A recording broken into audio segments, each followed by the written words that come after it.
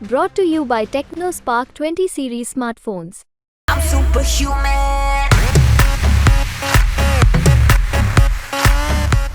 आज हमारे साथ है हरियाणा के पूर्व वित्त मंत्री संपत सिंह जी।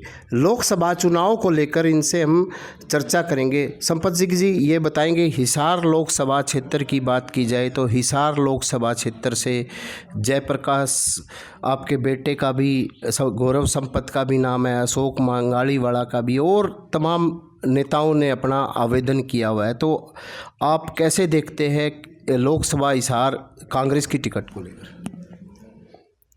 देखिए, इस बार भाजपा सरकार के खिलाफ ज़बरदस्त जन आक्रोश है। हर वर्ग जो है आज के दिन दुखी है। सबसे ज़्यादा तो यहाँ हरियाणा प्रदेश में अपराध बढ़े हैं। हर आदमी अपने आप को असुरक्षित महसूस करता है। रोज़ाना गोलियाँ चलती है, फिरौतियों के लिए चलती है। रोज़ाना अपहरण के केसेस भी आ रहे हैं, डकैती के भी आ रहे हैं, चोरी के भी आ रहे हैं, महिलाओं के खिलाफ अपराध भी आ रहे हैं। इतना ज़बरदस्त जो है जन आक्रोश है, ये अपराध बढ़ने की वजह से हो रहा है। दूसरा, भ्रष्टाचार ज़बरदस्त है। हर किसी मुलाजिम से या अधिकारी से मिलने जाते हैं तो जब पैसा देने की बात आती है तो वो कहते हैं कि अब हमारे पर सख्ताई है, इसलिए अब भ्रष्टाचार की अमाउंट महंगी हो गई। 500 की जगह 5000 ले रहे हैं। मैं ये नहीं कह सकता कि किसी के राज्य के अंदर रिश्वत बंद हुई हो। अब तक मैं देख रहा हूँ हर साल जो है रिश्वत की बढ़ोतरी हो रही है, चाहे कोई पार्टी आए चाहे कोई जाए। लेकिन अब जो है ना, इस बार तो ज़बरदस्त बढ़ोतरी है। हर चीज़ में पैसा लिया जाता है। किसी आदमी का कोई काम बिना पैसे के नहीं हो रहा है। अगली बात यह है कि जैसे सबसे ज़्यादा दुखी तो किसान वर्ग है।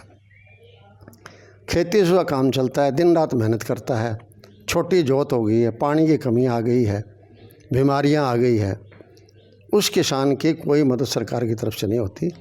बीज के टाइम बीज नहीं मिलता, नकली बीज खरीदना पड़ता है किसान को, वो फसल के उत्पादन में बुरा असर पड़ता है।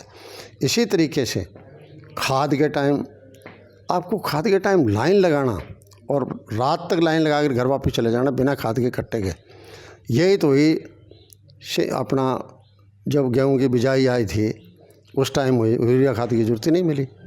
फिर बाद में डीपी खाद की ज़रूरत थी, वो नहीं मिली। फिर बाद में यूरिया की ज़रूरत पड़ी तो यूरिया नहीं मिली। तो इस तरह से ना तो खाद देना ना बीज देना। इसी तरह लोगों को जब ये जगह जगह ओले पड़े, बरसात हुई, कई जगह नुकसान हुए, उनको कोई मुआवजा नहीं। 2022 तक के मुआवजे अब तक पड़े हैं। ये जैसे कंपनियां हैं ना, बीमा बनाने वाली, प्रधानमंत्री बीमा फसल योजना, ये योजना जो है फसल योजना नहीं रह गई है। ये एक कंपनियों के लिए लाभकारी योजना, प्रॉफिट कमाने वाली योजना हो गई है।